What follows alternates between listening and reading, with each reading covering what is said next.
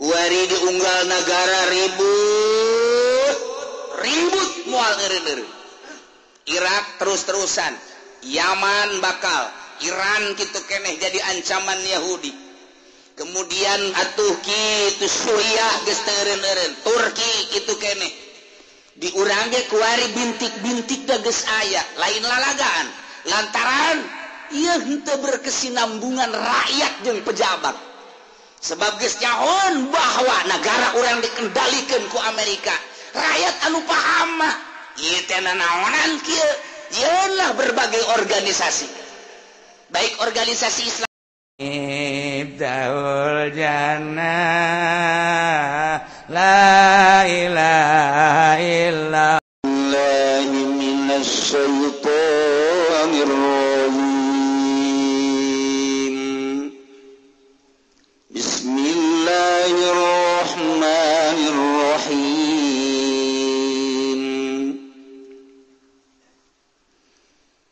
Hal yanzuruna illa an ta'tiyahumul malaikatu aw ya'tiya rabbuka aw ya'tiya ba'du ayati rabbik yawma ya'ti ba'du ayati rabbika la yanfa'u nafsan imanuha lam takun amanat min qabl aw kasabat fi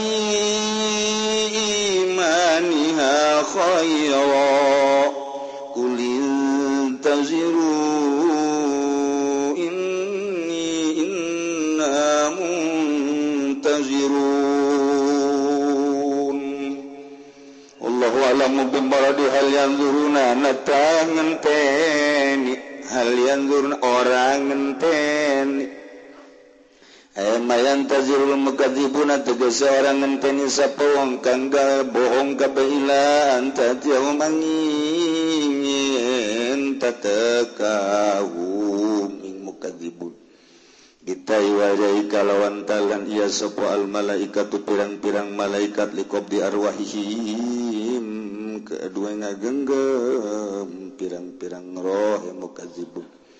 Awayati rabbuka atawa yang tah tegas apa pangeran sira ay amruhu tegas parentah ya rabbuk bimana azabuh kalawan makna siksana rabbuk bimana azabi menang kalawan makna siksana rabbuk. Awayati ba'du ayati rabbik atau yang tah tegas apa setengah sake ayat pangeran sira ay alamati tegas sake tetenggere ba'du ayati rabbik adalah tiala saati kang nuduhkeun ing atase kiamah ieu umayati ing dalam dina teu ka ba'du ayat rabbika pas setengah sake ayat pangeran sira wa hiya lanu taya ba'du ayat rabbik tulu'un syamsi iku muncul sarange min maghribiha saking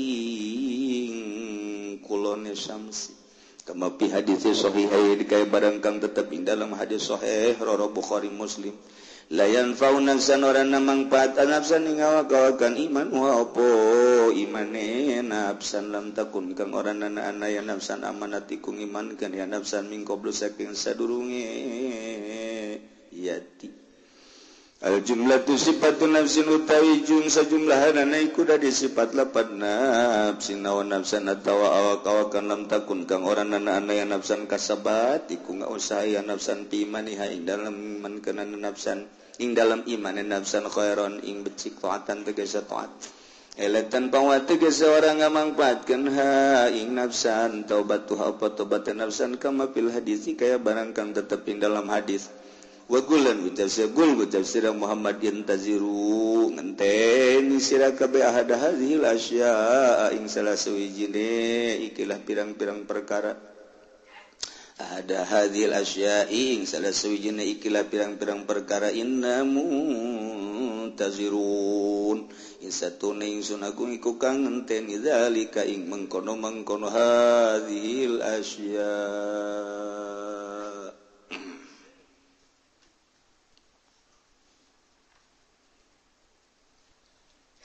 Munazarah antara kangjeng Nabi jeung para kufar Quraisy adu dalil, adu argumentasi, kekuatan ilmu. Ternyata kufar Quraisy teu menge ngalawan Kangjeng Nabi Muhammad sallallahu alaihi wasallam. Di awal dicuk-curug ku Kangjeng Nabi, disusul ku Kangjeng Nabi, tetep jawabanana teu etis. Susul deui ku Kangjeng Nabi, jawabanana teu otentik. Susul deui ku Kangjeng Nabi, tetep nyana geus teu bisa kukumaha. Bahkan ditangtangan ku Kangjeng Nabi, tetep nyana teu bisa ojah. Di akhir nurunkeun Al-Qur'an supaya diaku wahyu Allah, abeh nyana di akhirat teu bisa ngadalil di hareupeun Gusti Allah Subhanahu wa ta'ala. Abeh teu bisa ngomong lantaran diturunkeun Al-Qur'an. Besinya ngomong di hareupeun Allah. Ja Taurat mah lain bahasa kami, lain bahasa Arab. Injil lain bahasa kami, lain bahasa Arab. Diturunkan Al-Quran. Anzalnahu Qur'anan Arabiyya. Ayo, dekumaha. Geus teu bisa kukumaha. Haju kumaha eta kufar Quraisy iman, tetep teu daek iman. Masya Allah. Amprok jeung Kangjeng Nabi, nyaho kaistimewaan Kangjeng Nabi, nyaho keamanahan Kangjeng Nabi, nyaho kepercayaan Kangjeng Nabi teh, nyaho Kangjeng Nabi teh diutus ku Gusti Allah, nyaho diberi wahyu ku Gusti Allah, bergaul sapopoe tapi dasar teu iman mah teu iman bae. Mahal hidayah. Urang mah wauh teu ka Kangjeng Nabi, nyaho teu ka Kangjeng Nabi. Hanya lingkungan anu ngadidik urang jeung ngadenge ti kiai anu ceramah ngaji pengajian jorojoy urang mah iman kabelah dia beki kuat iyalah murahna Gusti Allah Subhanahu wa ta'ala nu bareng jeung Kangjeng Nabi mah leuleul ngadenge kana wahyu teu iman tapi urang mah 1400 tahun tetap iman ka Kangjeng Nabi. Iyalah anugerah ti Gusti Allah Subhanahu wa ta'ala. Nu mantak atulah kuari mah urang hirup di negara anu kos kieu meujeuhna bae ja baheula mah baheula. Boom sakitu ambalayahna.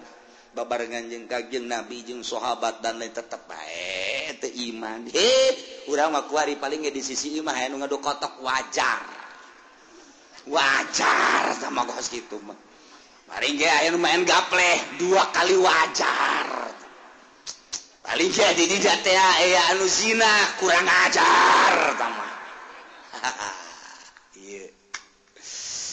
Tetep urang hayang rapi, urang hayang salamet, anak pamajikan urang hayang salamet, tatangga urang hayang salamet, babaturan urang hayang salamet, ngemantek teureun wali-wali Allah mah ngadua lain jang sorangan Gusti, salametkeun pamajikan, salametkeun anak incu, salametkeun Gusti dulur-dulur, salametkeun tatangga-tatangga Gusti.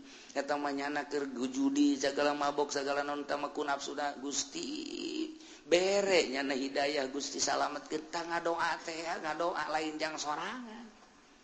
Urang pan lain kitu Gusti abdi salametkeun adapun eta mah babaturan jongklokeun haba.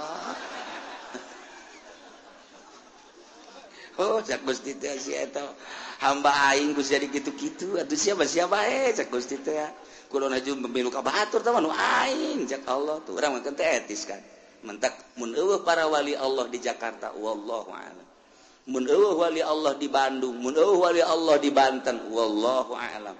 Untung bae masih kena aya nu sok udang peuting, udang ki SD.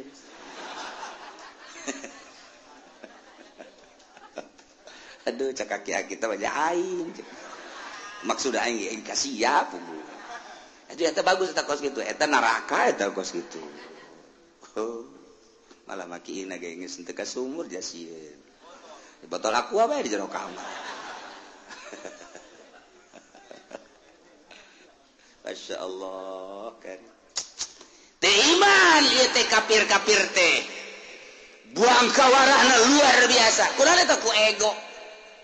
Gengsi nya kudu iman mah. Teu daek. Gengsi mah terus bahaya ya, gengsi mah terus bahaya. Harga diri kan ka ditu lah woh, asa urang kudu ngaji ka budak eta cilaka. Masa aing mah pan kolot kudu ngangekeun budak kamari ieu, atuh aing mah nyaho kihna ge teu lempeng. Atuh uyahna ge pan ngadaru lah heulana aing, leg-leg ku sia uyah. Bila perlu dagangkeun ku sia uyah. Eta ego ngaranna.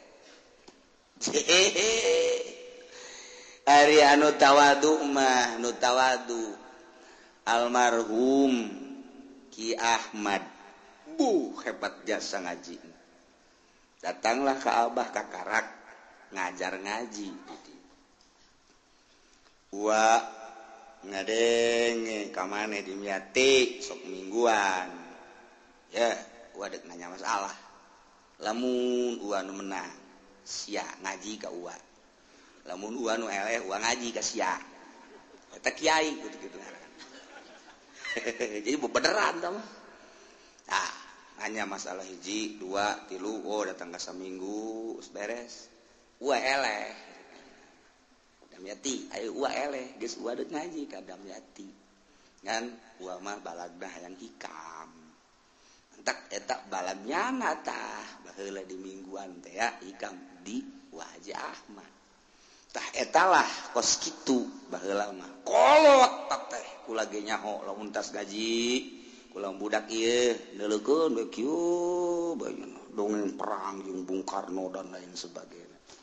Tah eta ngaranna tawadu nu kos kitu wae eleh wae kolot ge teh bodoh bae atuh masalah ngan tawadu nu kos kitu ngaranna. Tah eta aki-aki nu terepaeh teh ngaji eta tawadu ngaranna. Temakeun mah bodoh tadi nage teu mondok aja teu ngaji pan cilaka aing menemah lah kolot mah kolot bae ngaji lah tuh eta tawadu nu penting ulah nu handap bae tawadu.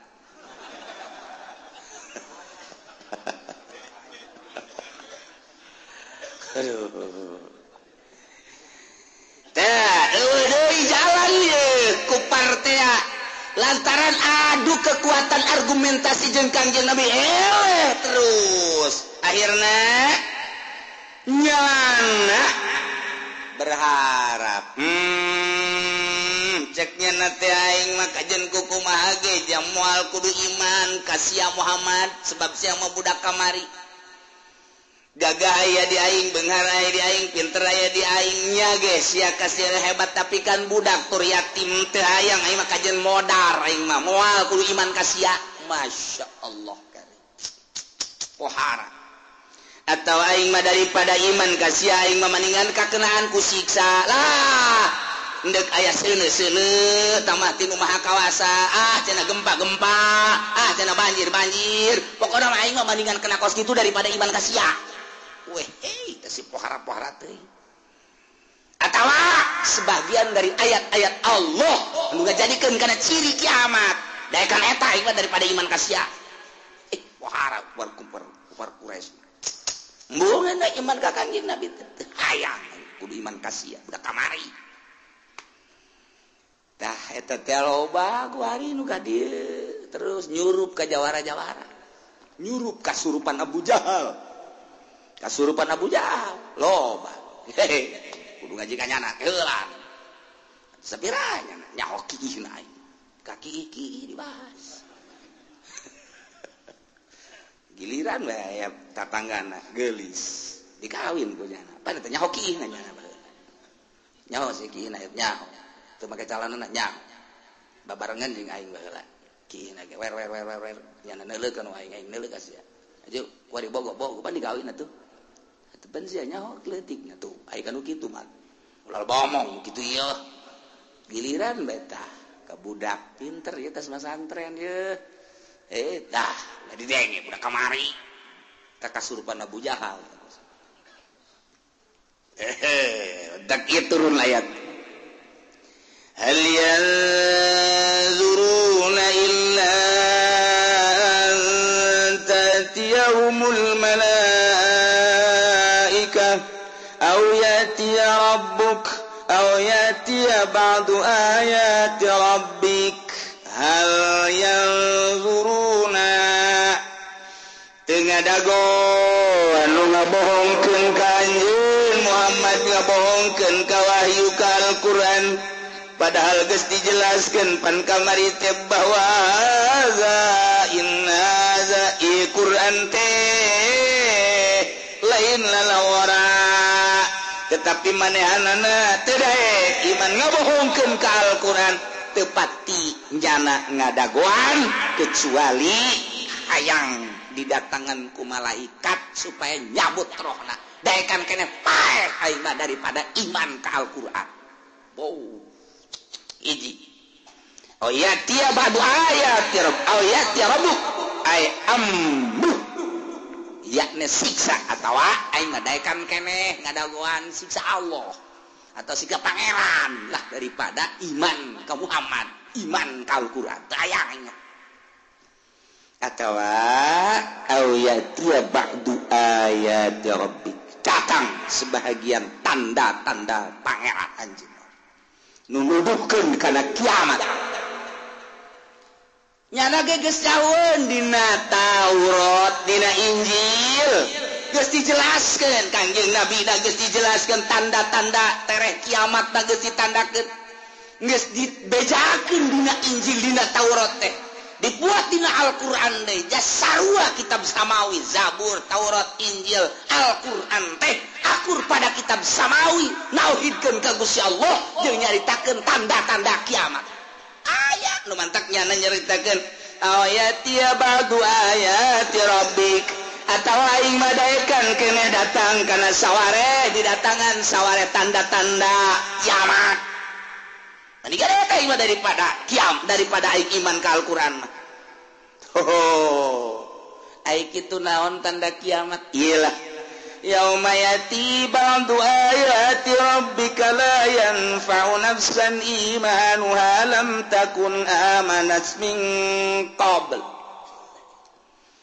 Padahal mah di mana-mana datang tanda kiamat, sebahagian ayat-ayat pangeran anu nuduhkeun kana yen kiamat bakal terjadi. Di akhir zaman bakal aya 10 tanda kiamat.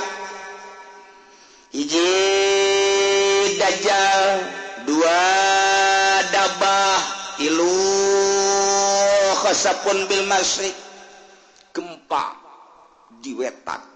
Khasapun bil maghrib, gempa di kulon. Khasapun bi jaziratin, di jaziratil Arab. Ini jelas pak gempa di berbagai benua, benua Asia, benua Eropa, benua Afrika, benua itu Amerika, gempa di mana-mana bakal terjadi. Eta tanda geus tereh deukeut ka kiamat. Ditambah deui jeung dukon aya haseup unggal nagara engke bakalna.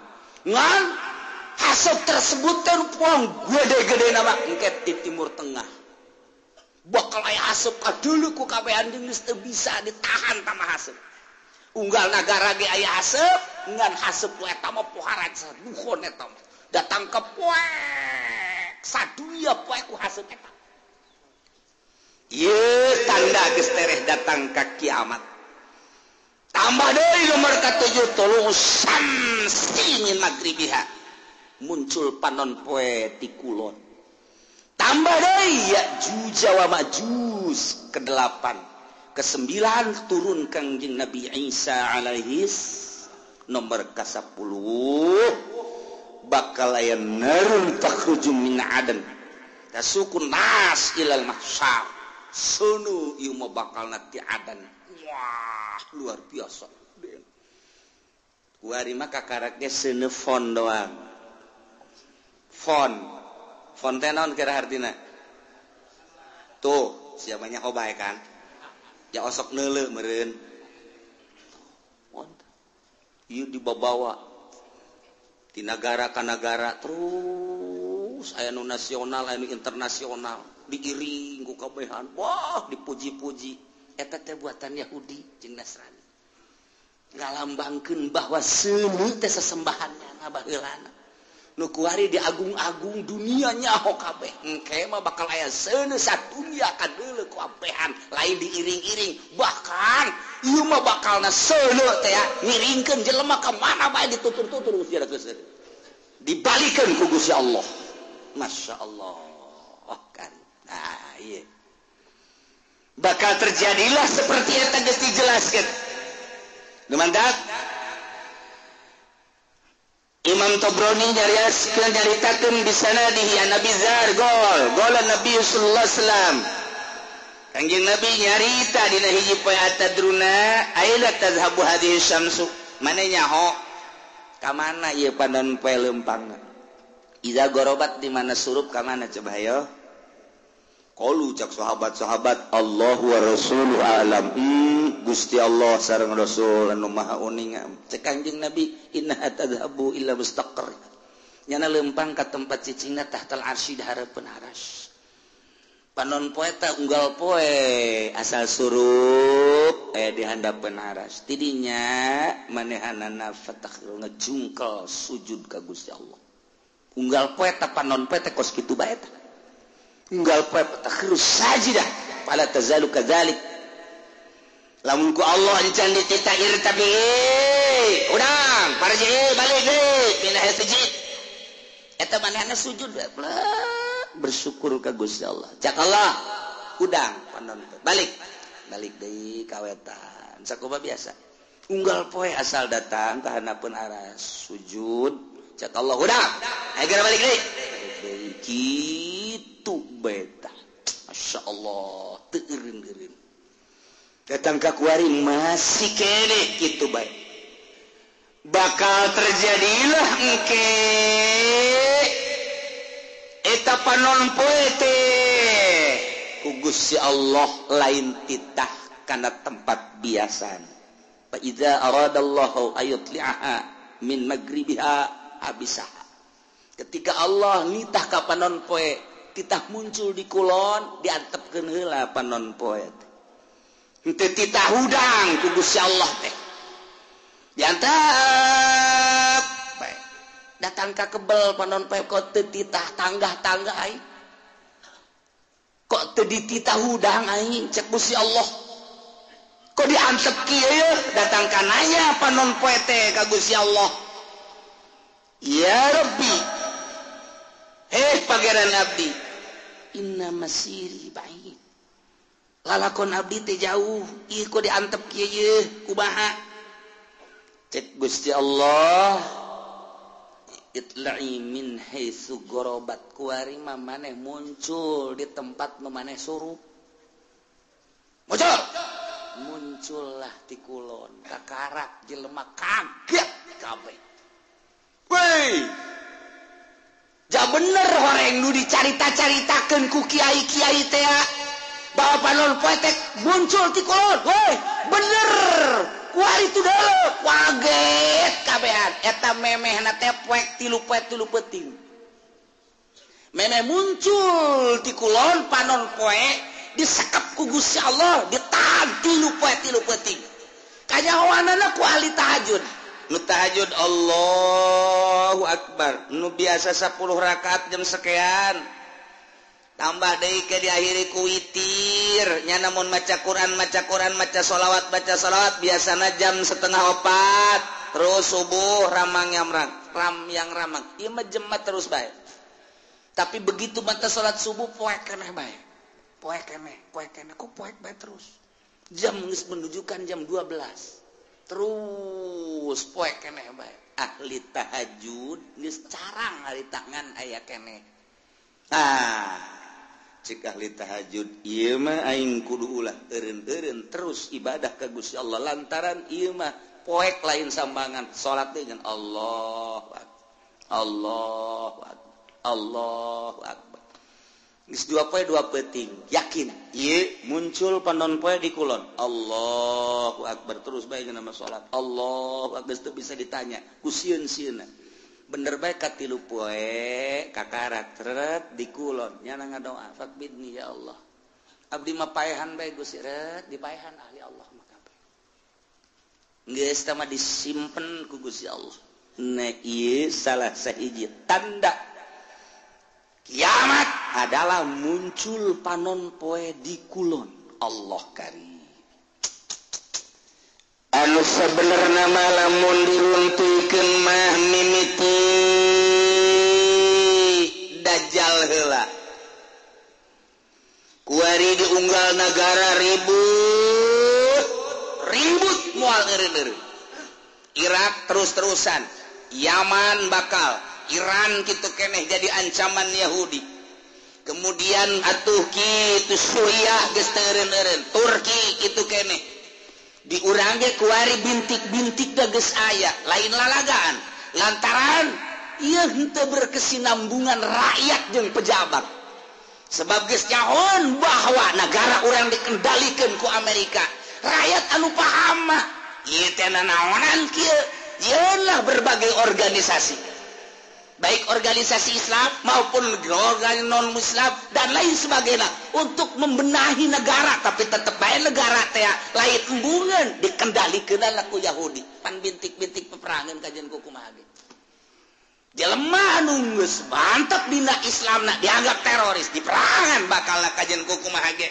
pokoknya biang terorisna terus teureun organisasi Muhammadiyah jeung NU teu nyaman teu harmonis tambah deui ku HTI teu nyaman teu harmonis tambah deui ku Hurut teu nyaman teu harmonis tambah deui ku FPI teu nyaman teu harmonis padahal mah ngomongna mah kabeh demi kemaslahatan umat matak naon atuh nyana duduk bersama benerkeun ta pamarentah tapi kan teu bisa lantaran dikendalikeun ku Emrik bisa geus kajian kumaha ge ieu mah geus lalakon kos kieu bajak kuari ge presidenna teh geus nyaho aya teh dipilih kualitas pemilihan geus aya si eta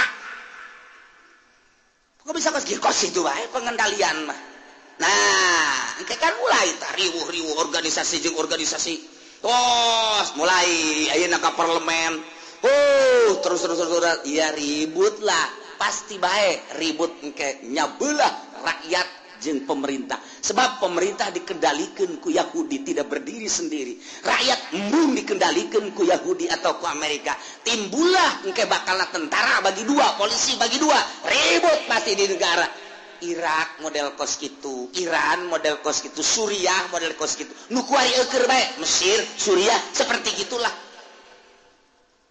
ieu wayang Amerikana teh disetujuan ieu teh ku rakyat teh hayang nyieun sorangan nu mandiri kemudian geus aya di dieu boga lalakon ieu Amerika ieu jelema ribut lah rakyat bagi dua polisi bagi dua abri bagi dua Mesir model kos kitu Suriah model kos kitu ieu kuari pemilihan di Irak teh lantaran ieu teh buatan Amerika rakyat embung bom sing jelegur Suriah kitu kene ieu kami mah hayang ieu isulah ke urang kieu lah sementara isu nu datang ka urang informasina geus teu murni sulit lantaran Gus Dur da geus eueuh nu sok mere informasi murni kuari dikendalikeun ku batur hanya 25% nu datang ka urang informasi teu bager hese nyarita urang ribut nyahona urang mah silih tembak di Suriah silih tembak di Irak engke bakal ke Indonesia seperti itu.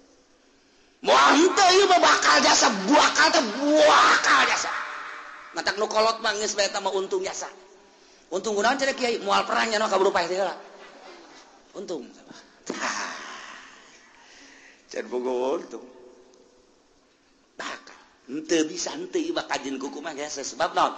Sebab kabehan ge di luhur teh geus teu bisa dibenerkeun. Teu bisa dibenerkeun. Baheula teh nyieun negara demokrasi di negara urang. Oh masalah geus padahal mah kiai nu nyieunna kan 90% muslim eta mangan 1% teh eta mah Kristen di urang teh. Bilung ekor hasil perjuangan anak. Oh masalah geus masalah geus demokrasi, tetapi untuk keputusan-keputusan hukum dijieun lah mui atuh ku ari muin age pandeg dirantai. Lha kumaha? Eta teh jang naon? Jang supaya hukum-hukum Islam teh ngeunaheun, disteril ku mui.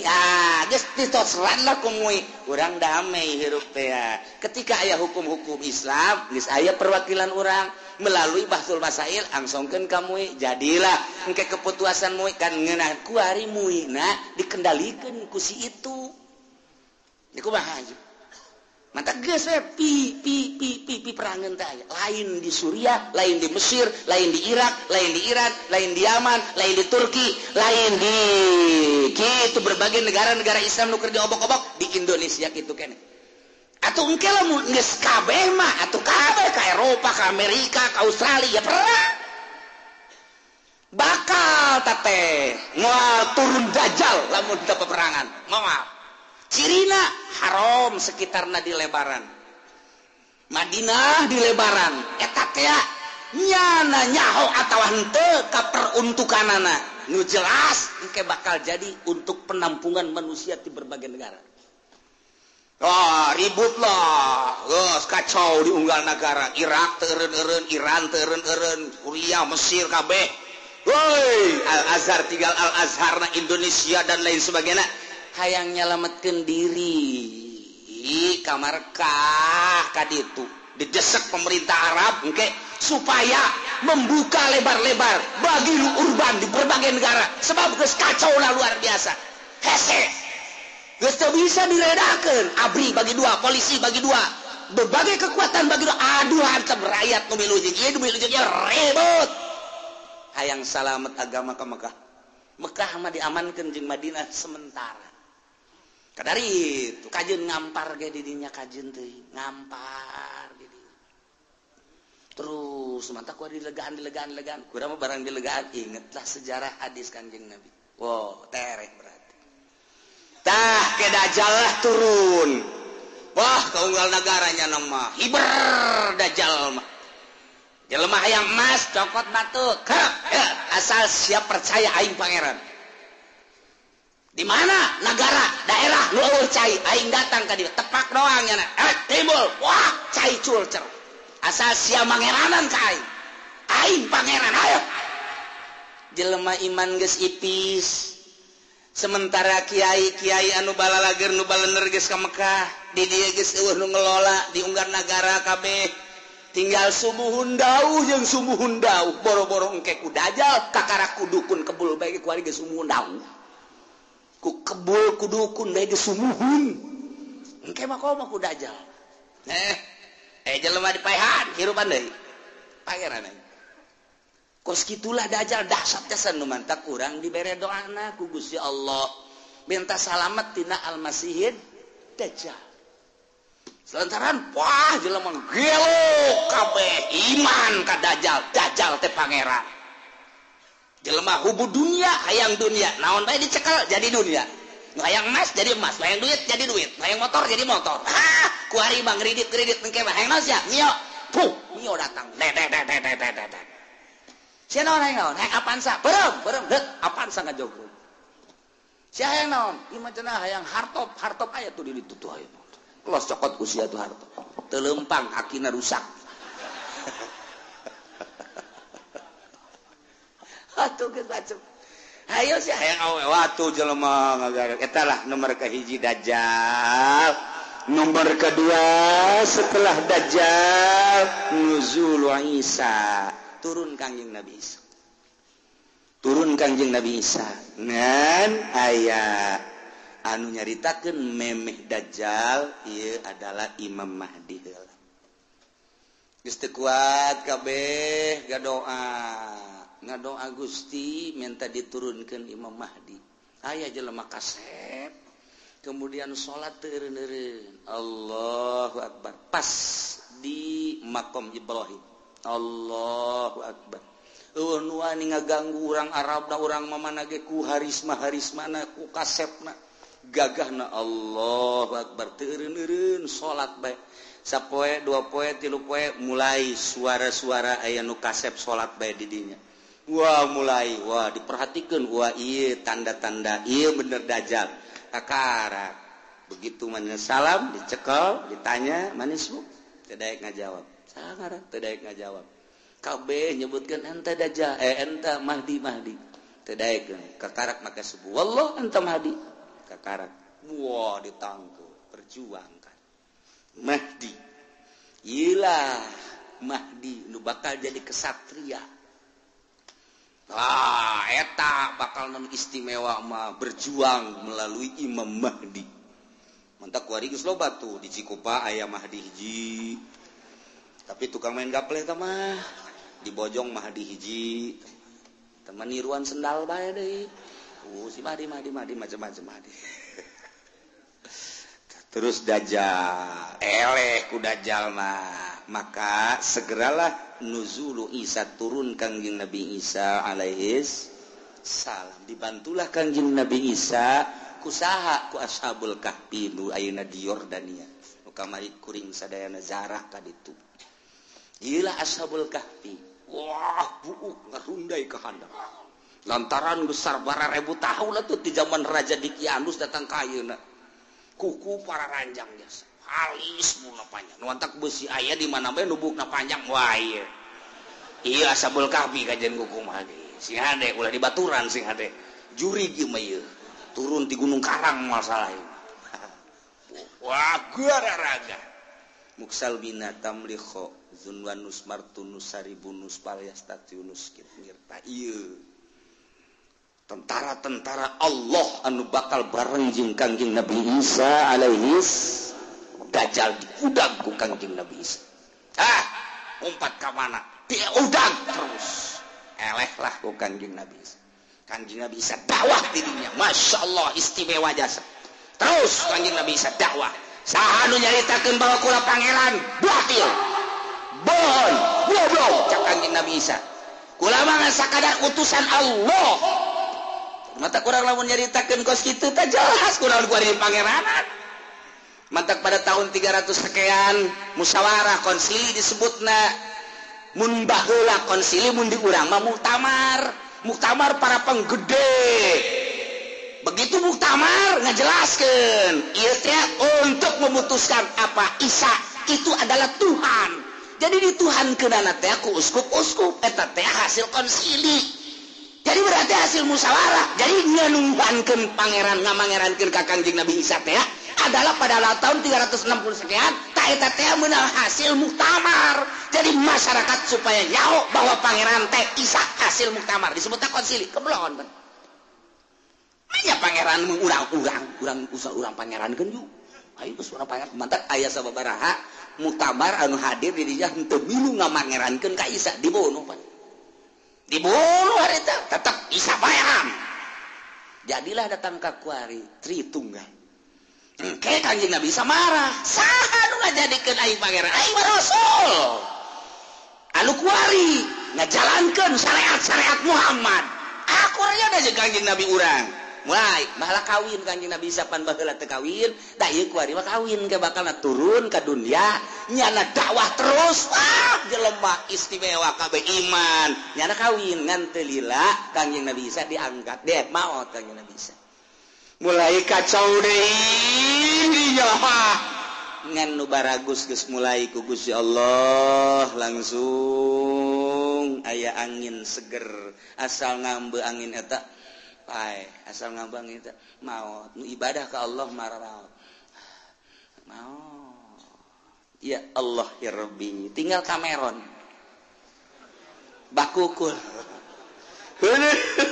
geus luar biasa bakukul deui Belah, tidinya turunlah Ya'juj wa Ma'juj. Urang lamun nyarita dina Al-Qur'an aya Ya'juj wa Ma'juj anu dibendung ku kitu Zulkarnain. Urang mun maca surat Kahfi aya. Ke dihareup bakal dongeng Ya'juj wa Ma'juj nu Kangjeng Nabi waktu Kangjeng Nabi tas Isra ningali bendungan imam kitu raja tersebut ieu geus sagede kieu tah.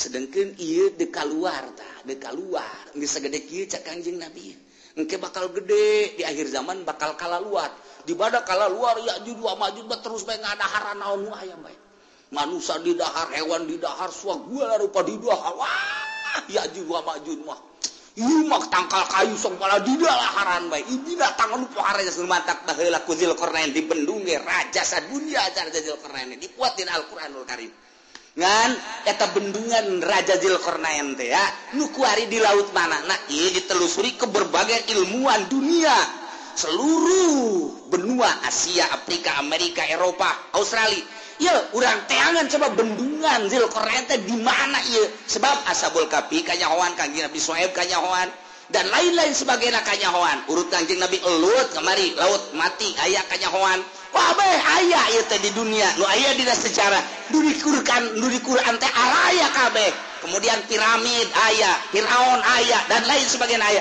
ieu bendungan Zulkarnain ieu lah anu encan kapanggih datang ka perdetik ieu nah tapi geus mulai kuari kanyahoan geus mulai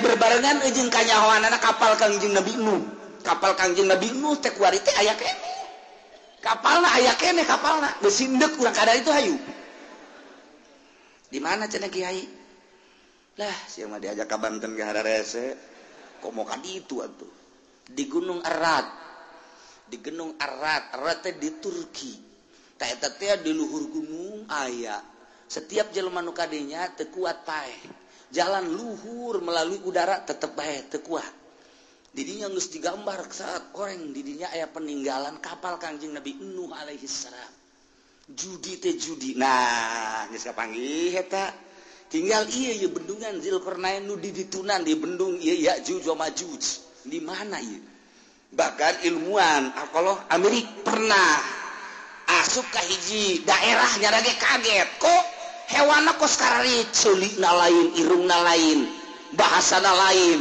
tak eta teh nyada kaget di dinya aya hewan seperti kieu yeuh teu kajawan nyalaga di mana tapi ketika jana perem ngadengela suara azan Allahu akbar Allahu akbar trek aya di daerahna deui berarti eta dibukakeun hijab mata asup Islam eta jelema eta asup Islam loba jasa di Amerika anu menemukan di Inggris, di Belanda, kemudian asup Islam. Loba, ieu mah keur carita hayang mengetahui tentang bendungan Zulkarnain. Geus kapanggih aya sababaraha menemukan buah ieu cuman buah doang. Ketika aya seseorang anu menemukan hewan seperti itu apa ieu Ya'juj wa Ma'juj teh. Maka manehanana ngadenge suara azan. Kemudian bentak. Geus lain di dinya deui. Tah eta teh negara-negara kos kitu teh loba urang ge. Kuari ge urang mun ka Banten aya nu haju ka dulu istana kerajaan. Eta berarti diajak ka negara itu. Kamari aya deui nu liwat ka dinya bae aya kerajaan di daerah dieu diketos bae kerajaan ketos. Raja jurig newo-newo meureun tah. Jawab. Ieu urang kan kuari. Ieu teh kuari urang teh aya 3 dimensi urang cicing di dieu. Urang dimensi zahir kuari. Zahir kadeuleu ieu. Lamun urang dibukakeun hijab tret dimensi alam jin. Alam jin. Lamun waliullah dimensi alam hakikat, bakal kanyawan hakikat. Jadi ieu teh sababaraha dimensi. Urang mah kulantaran urang mah sapira urang, atuh nu kadeuleu ieu deui. Kapanggih ieu deui. Mun mingguan ka dieu jeung tukang uduk deui. Eta dimensi urang mah. Da ieu ke bakalna Ya'juj wa Ma'juj. Nah, idinya kakarak summa khurujud dabbah. Jadi eta bakal Ya'juj wa Ma'juj engke ku Gusti Allah dihujanan blek hujan. Banjir pararaeh lah Ya'juj wa Ma'juj.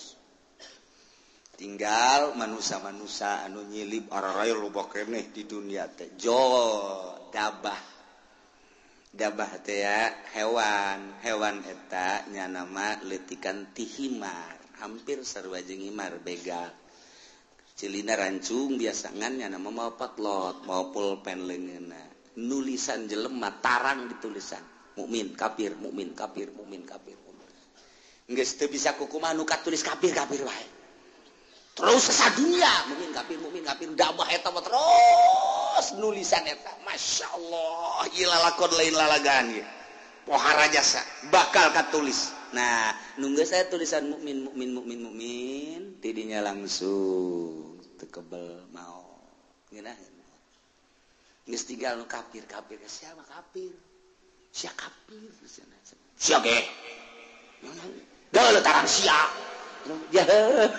sia kafir sia ge atuh kafir kabeh tah tidinya mah geus kafir engke mah bakalna awewe loba jasa lalaki kurang tangke bakal lalaki diudag-udag ku awewe datang kelai katangkal kalapa kiih nage dilamotan ku awewe ku eueuh lalaki lamun hayang makmur engke tah aduh haju deui zina teh ku hari makan masih kena di kamar masih kena di kontrakan eta anu kelas di hatap nu belah ditu da mah tuh di hotel di tempat-tempat anu geus puguh lokasi-lokasina engke mah di sisi jalan kos kotok ieu hayang itu dibuka sleting beres geus eta geus dihayang beres percis kos kotok bae geus beres ngan digabungkeun ku Gusti Allah gabung geus moal aya nu anakan moal aya nu anakan geus we dibere gabung bae lantaran dikiamatkeun kan moal aya budak leutik nah aya hiji dua saeutik hiji dua paling meureun sadasa hiji nu reuneuh teh geus hese ngandur gabung bae geus teu araranakan ngomongna jelema ku geus lemah-lemahna iman ketika aya nu zina ieu jelema dana zina didinya ngan ngomong kieu atuh hayang boleh didinya belah ditu kayak ngan ngomong gitu doang geus teu daya teu upaya geus sebab zina kabehan ngan ngomongna teh kitu hayang belah didinya atuh cekna belah ditu ke naon ih teu lalikat aing mah geus beres ngomong gitu ditawaran daekeun pan blon eta tah iyalah bakal terjadi seperti eta masyaallah kakarak summa tulu usyamsi min magribiha kakarak muncul panon poe di kulon jadi muncul panon poe di kulon setelah Mahdi setelah Dajjal setelah Dabah setelah Yajuj wa Majuj kakarak muncul panon poe nu mantak cek Kangjeng Nabi la taqumus saah moal waka terjadi kiamat hatta tatlu asyamsu min magribiha sehingga muncullah panon poe di kulon tah ieu teh ditangtangan ku kafir teh urang Quraisy nyahoon dina Taurat dina Injil geus dijelaskeun nu matak nyanalah aing mah daripada iman ka Quran jeung ka Muhammad maningan ge hiji bae aing cabut nyawa aing nomor kadua maningan disiksa ku Gusti Allah nomor katilu Allah maning turunkeun bae tanda-tanda kiamat di antarana muncul panon poe di kulon nu matak ketika muncul panon poe kumaha tangke bakalna yauma yati ba'du ayati rabbika la yanfa'u nafsan imanuha lam takun amanat min qabl dina poean datang sebahagian tanda-tanda pangeran yakni tere datang kiamat wahiyatul usyamsi muncul panon pemin magribiati kulon sakumaha geus dijelaskeun di hadis Bukhari Muslim tah ketika muncul panon poe di kulon teh layan fa'u nafsan imanuha lam takun amanat min qabl eueuh mangpaatna kaawak-awakan ka hiji jelema ka sahabat imanuha imanna lam takul amanat min qabl anu manehanana encan iman memeh eta mah geus begitu muncul panon poe di kulon nyana can iman haju nyana nyao ieu teh tanda kiamat berarti bener kiamat teh nyana iman geus tutup pintu sigotaka teu mangpaat sama sakan jujung kelan nyana asyhadu an la ilaha illallah wa asyhadu anna muhammadar rasul geus tutup tamang geus tutup bae pokona asal muncul panon poe di kulon geus tutup syahadat tinggal syahadat zikir tinggal zikir jelema kabeh bakal neangan masjid tandana masjid eta adalah hiji aya kubahan dua aya menarahan tilu aya tihangan masjid mah mata pakai tiang bae tanda masjid adalah tiang engke di akhir zaman ditareangan eta ngan geus hese neangan masjid geus areueuh lantaran dibongkaran model diurang ge kuari keur dibangun masjid di berbagai negara di berbagai daerah di berbagai sudut dibangun lantaran masih keneh nyaman jeung aman nu ibadah loba keneh di akhir coba engke lamun terus dikendalikan ku Amerika nu jadi gubernur Jakarta kuari Ahok lamun aja Jokowi naik Ahok kafir tidak menutup kemungkinan engke Serang bupatina kafir Pandeglang bupatina kafir lamun di Jakarta Ahok engke di Serang si Cenglu oh di Pandeglang si Tegwan ayo si Tangerang si siang-siang melingseng geus nu beres kabeh ayo sia mangkaning ge batu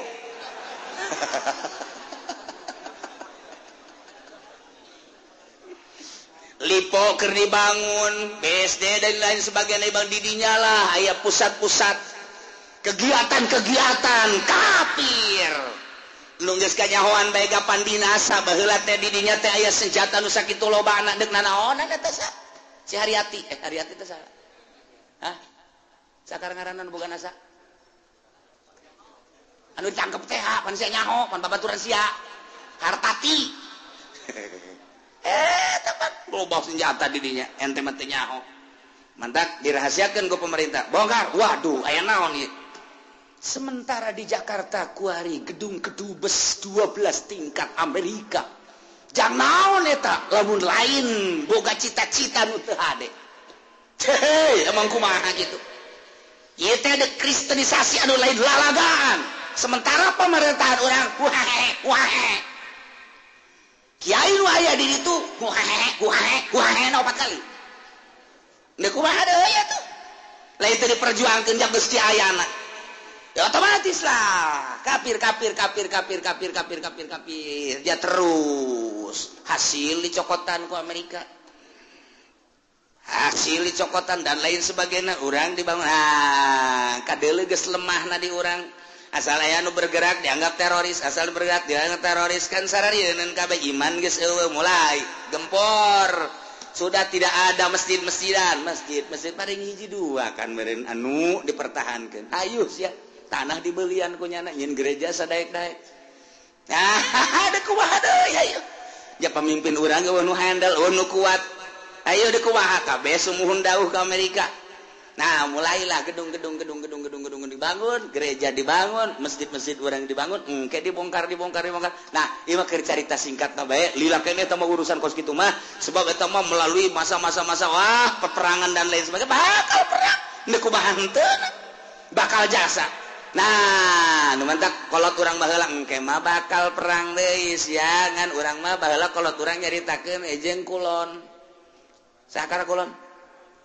Sakal kulon? Baduy jeung baduy padahal mah baduy teh horeng eta siloka baduy teh cak kolot baheula eta teh nu bakal diperangan jeung urang nyana nyamueun ka jalan-jalan horeng Amerika eta baduy ngaranna siloka kolot eta mah ya atuh perang jeung baduy mah lah sabira baduy atuh horenganan cak kolot baheula tuh ke mau baduy terus kau nggak lembur nuluan jalan orang dongeng munjing kolot kos gitu nggak bakal orang diperangan waduh baduy usahawan orang Amerika ku hari teh geus boga satelitnya na urang leumpang ka mana we ngising ka mana we geus kanyahoan satelit Amerika teh geus kieu bae nang haye sia jepeni deuk ka mana lumpat sia haye ditembak sia ku aing ngan cak Amerika moal ditembak paeh ti heula ge satelit geus kieu bae hayo coba urang gambaran letikna boga urang internet deh hayang nyaho daerah anu trek pencet asal nyaho bae urang blokna pencet jaheuh pencet jaheuh pencet jaheuh salah mencet waduh sempak sial kumaha sial salah mencet aya kiai nu salah mencet lain sial alhamdulillah kitab anyar cenah ieu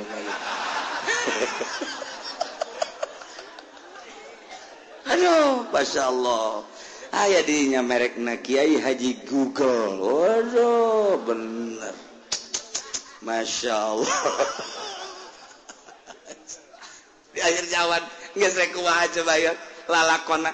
Nah, engke begitu muncul panon poe di kulon kakara kabeh maca syahadat neangan masjid. Masjid geus eueuh. Lantaran ciri masjid teh aya kubahan aya menarahan jeung aya tihangan. Kuari masjid geus teu make tihang geus mulai kan kuari ge masjid teu make tihang. Masjid mah make tihang minimal 4. Kuari geus teu make tihang, geus teu make. Wah, cenah geus. Eta mah kan aula nu ka situ mah.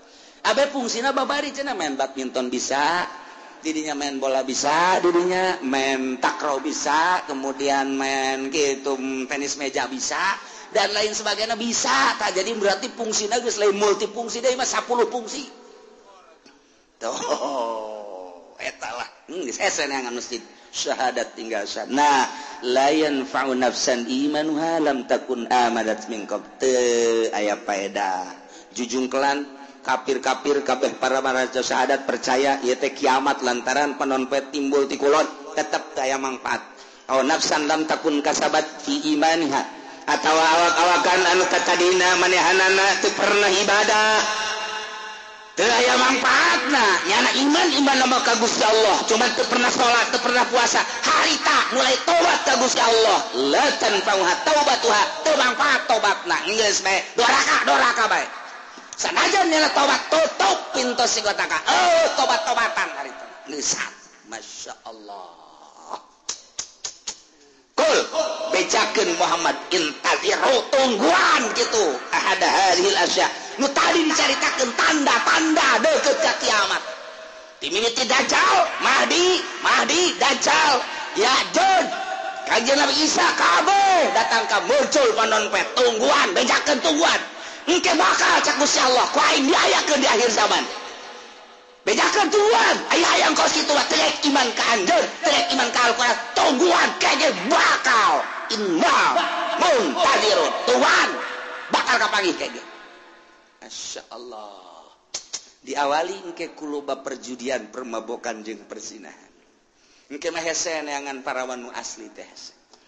Kabeh mun geus kaun deuk dikawin teh nyana bebeja geus pernah zina. Hese geus kabeh. Waduh, luar biasa. Urang mun nyaritakeun perzinahan ku ari, ulah kudu di Amerika, di Inggris, di Belanda, di Perancis, di Jerman, ulah negara kafir geus jelas. Di urang ku ari. Siswa sekolah Bandung, Surabaya, hese nyaritakeunana. Dikontrakan, jauh ti indung bapa, cacak-cacak aya di hareupeun indung bapana. Nu ditalingakeun si hadasya reuleuh bae. Komo jauh ti indung bapana. Iman kurang. Duit kurang deui. Jang malayarkeun kontrakan, atuh bandang karak. Kumaha deui? Kenapa bandang karak? Atuh ieu saya yang penting ada yang bayarin kontrakan sekian teh. Geus bagus gitu. Kececes dibere-beres. Eta ya kececesan segala. Masya Allah. Nah iyalah caritaan ku parkures nunang tangan ka Kangjeng Nabi teu percaya ka Kangjeng Nabi jeung ka Al-Qur'an endahan manehanana nang tangan hayang paeh lah hayang datang siksa lah hayang tanda-tanda kiamat cak Gusti Allah geus bedakeun Muhammad ka manehanana tungguan ke bakal datang urang kuari geus ditungtung kuari mun ditingali sejarah target akhir zaman geus darareukeut jasa sebab tanda-tanda deukeut ka kiamatna geus aya. Maka geus bae kuari mah urang mah sakadar ngaji ieu mah supaya nyaho jang naon jang supaya urang bisa mengendalikan diri abeh urang salamet fid dunya wal akhirah lantaran hese deuk dikukumakeun ge ieu mah geus bae urang jeung urang jang urang bae geus urang rapih ke anak urang di akhir zaman mah kuari geus teu boga TV teu boga HP teu ngridit wali geus sakitu ge geus teangan coba nu teu boga HP hese jas. Aya cenah kula teu boga kiai. Bener sia? Leungit can meuli deui. Blon bandel mah. Henteu timbul ti nurani. Atuh kiai bae boga HP da 3 kiai. Nu hiji diceuli, nu hiji diceuli, nu hiji diirung. Blon bentak kiai. Atuh komo pedagang atuh. Masyaallah. Eta mah terserah ieu mah keur nyaritakeun karusakan nu warokna mana na ieu lah urang ngaji supaya nyaho horenganan karusakan teh geus darareket jasa urang salametkeun diri urang eueuh nu leuwih karunya ka diri urang iwal ti diri urang salametkeun diri urang pamajikan urang anak urang luruskeun menuju Allah Subhanahu wa ta'ala innal ladzina farraqu wallahu a'lam